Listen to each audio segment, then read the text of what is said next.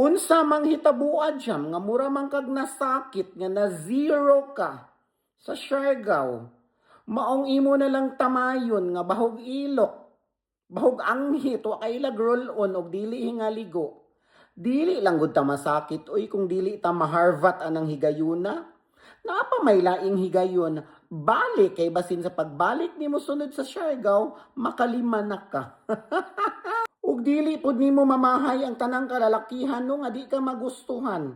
Kay sa realidad dili jud ka gwapa. Nagwapa ra daw ka gamay tungod sa retokada ka. Tinuod man sa jud no makadisappoint.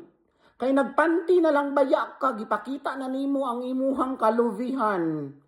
Unya, nag-angkas kag motor, imo nang duot-duot og tama ng imuhang tutoy sa buko-buko sa lalaki, sa driver.